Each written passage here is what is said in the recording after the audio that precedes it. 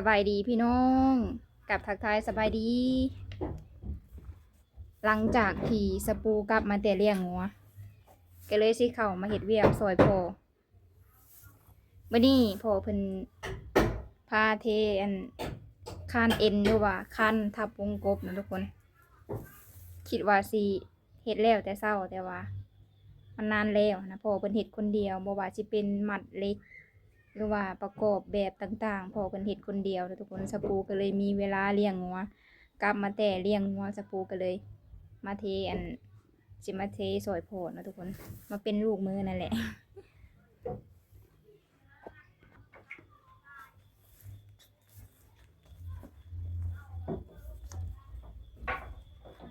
อันนี้พ่อเพิ่นกำลังเอาแป้นมาใส่หรือว่าไม้แบบนั่นแหละ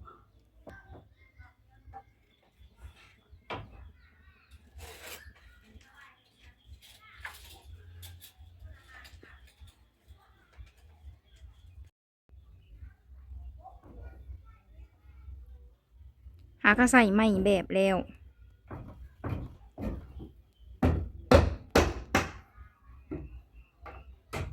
ครึ้มฟ้าครึ้มฝนคือฝนสิตกสภาพอากาศก็ได้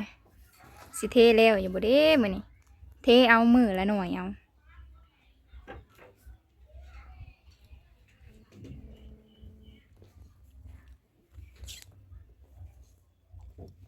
นี่เป็นเสาที่เฮาเทเมื่อนั้นเลยก็แก้แบบออกมันก็สิบ่งามปานใดเพราะว่าแบบมันผิดเพี้ยนไม้มันเด้งอะนะแกมาแต่ตัวนั้นมาซุบใส่ตัวนี้มันบ่คือแบบเล็กเนาะมันจังสิได้เนียบเนียนอันนี้เป็นไม้มันถูกแดดมันก็เลยหดโตเข้าเฮ็ดให้ไม้ดุ้งไม้ขดเนาะทุกคนแบบมันก็สิบ่งามแน่ไปลงมือเฮ็ดบัดนี้เป็นนั่นลูกมือผสมปูนเป็นเด็กกรรมกรฮ้อนอบอ้าวถึงว่าฝนสิตกแต่ก็ยังฮ้อนอยู่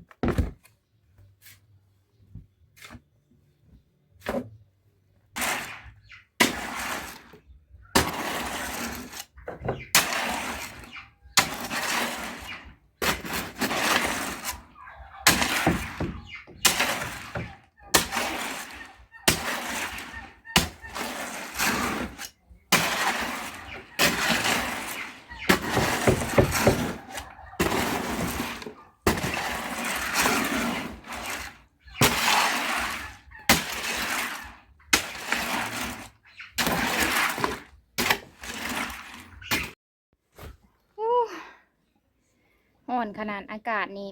อบอ้าวฮ้อนแฮงอีหลีปาดคืออะไรคะย้อย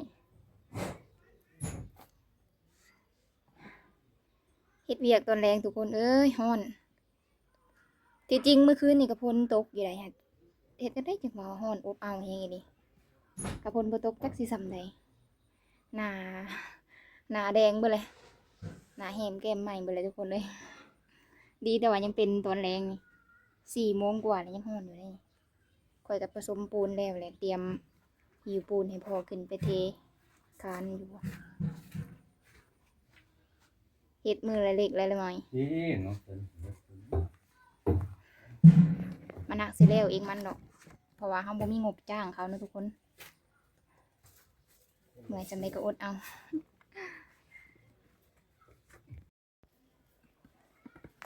เตรียม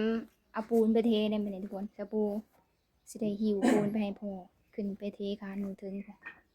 ถ้าเป็นคานเอวต่ำๆยังสวยจะได้เทเปลี่ยนกันไปเฮ็ดเวียกไหมพ่อเป็นขึ้นเทคือเก่าส่วนสปูมีแต่หิวปูนทุกคนนี่ปูนสปูกับผสมแล้วแต่ผสมโบราณปานใดเพราะว่าย่านมันค่ำแถมย่านฝนตกค่ำอีกแม่นอยู่เขาเห็นแสงแดดแต่ว่าบ่ฮู้ว่าฝนมันสิตกตอนใดนะ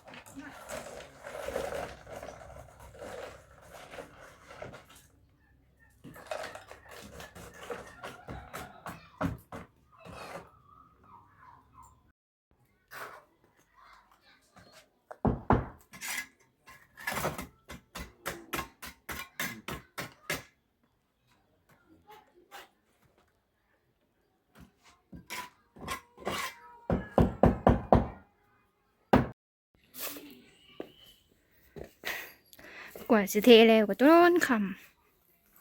ำนี่ก็5 โมงกว่าเลย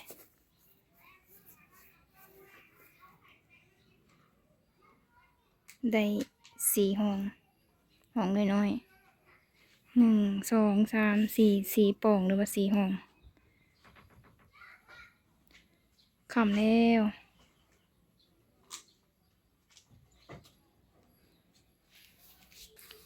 อีลาอีเรือในแหมแก้มแดงแดดเห็ดฮ้อนก็ฮ้อนบึงตะเวนจนตกดินเลย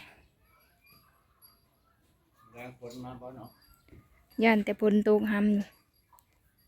คันฝนตกหำนี่ปูนจางยังอยู่ปองนี้ปองหันนี่กับปองนั้นปองนี้ปองนี้โอ้ยยังลายอยู่3 4แล้วยันปูนเบิดก่อน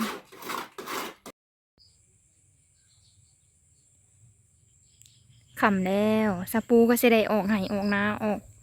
ไปกินข้าวกินน้ำแล้วจึงเข้ามานอนอยู่เฮือนอยู่ศาลเพราะว่าพ่อแม่นอนอยู่นาเพิ่นเฮ็ดอยู่เฮ็ดกินอยู่นาเนาะทุกคนเพราะว่าเฮือนสปูบ่มีเฮือนครัวก็เลยยากนี่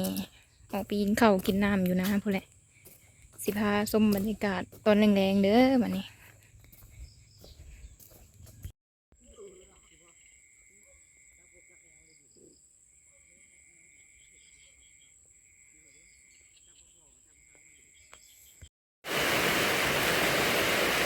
สุดท้ายตอนเช้าฝนก็ตกลงมา บ่ฮู้ว่าแบบคานที่เทไว้มันสิสมบูรณ์แบบหรือบ่สะปูย่านแต่น้ำปูนมันไหลออกเบิดแบบมันสิจางหั้นนะ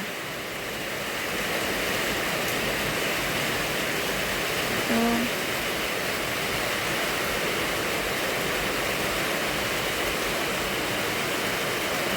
เมื่อคืนนี้ฝนตกบักแห้งๆนะสภาพคานของเฮานี่สิเป็นอะไรเด้สิยังคงมาตรฐานอยู่บ่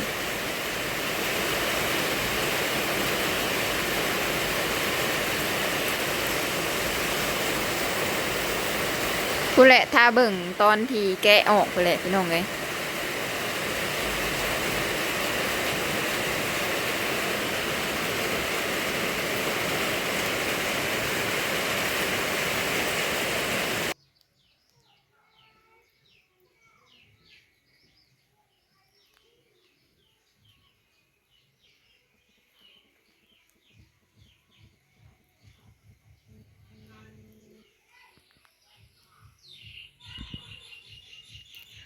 ไม้แบบก็เป็นไม้เก่าหั่นแหละไม้ที่หล่อเสาหรือว่าเทเสาตอนนั้นนะมาเอามาตีแบบคืนแบบมันคือสิโบเนียนเป็นใดมันดุ่งไม้มันเด้งไปเลยเนาะนี่เป็นไม้เก่าโตประติดประโตเขากันพอของข่อยเป็นโตก็สิซื้อใหม่มันก็บ่มีงบก็เลยประหยัดแหน่มันบ่อยากงามปานใดใหม่นี่ไม่หลายโตไม่เทเสาเอามาตีแบบเทคานโตมันก็สิบ่งามแหละนี่ตัวนี้กำลังมัดเล็กกำลังมัดเล็กยังบ่ได้ตีแบบใส่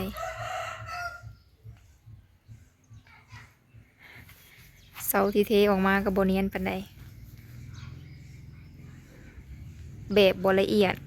น้ำปูนไหลออกเหลือแต่หมักหินเหลือแต่หินเนาะทุกคนนี่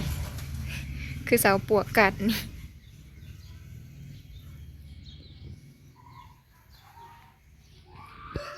คอยเป็นคอยไปนะพี่น้องเอาละคลิปสปูมาหอนนี่กสิคอ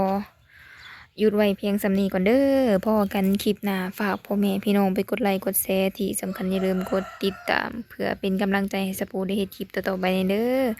หากว่าคลิปสปูผิดพลาดประการในสปูต้องกราบขอโทษขออภัยนำ FC หลายๆเด้อพี่น้องขอกล่าวคำว่าสบายดี